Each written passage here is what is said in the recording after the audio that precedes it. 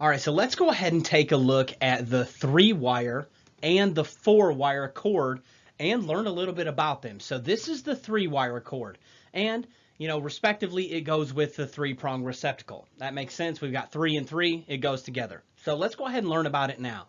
So let's learn about the prongs first. So this prong here, under normal conditions, if it was wired correctly, would have 120 volts on it if it was plugged in.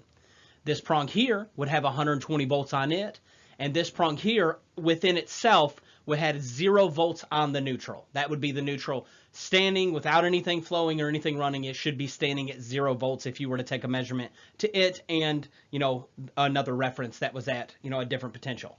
So with that being said, let's go ahead and talk about the other end of the cord now. Okay, typically, now every manufacturer is different.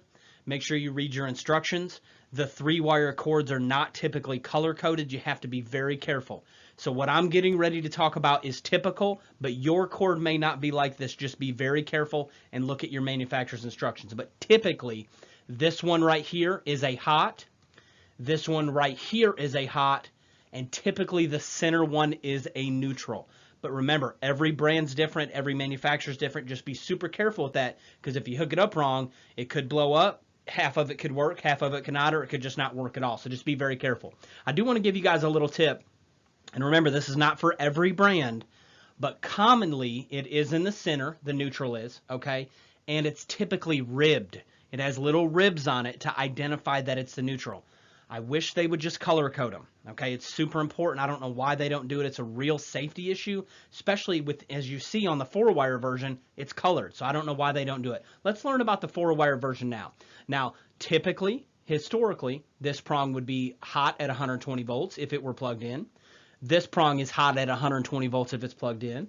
This prong is at 0 volts in and of itself. It is the neutral, and this is our ground prong. But I just wanted you guys today to learn the basics. So let's go ahead and take a look at this here. Traditionally, this would have 120 volts standing on it as it's hooked up to the back of the range. This would have 120 volts on it. This would have 0 on it, and this would have 0 volts on it, and this would be the ground. So we have 2 hots, a neutral and a ground on the 4-wire, and on the 3-wire we have 2 hots and a neutral, but as we're going to learn about later in the series, it's actually acting as a ground as well. Let's get to it. Hey, y'all.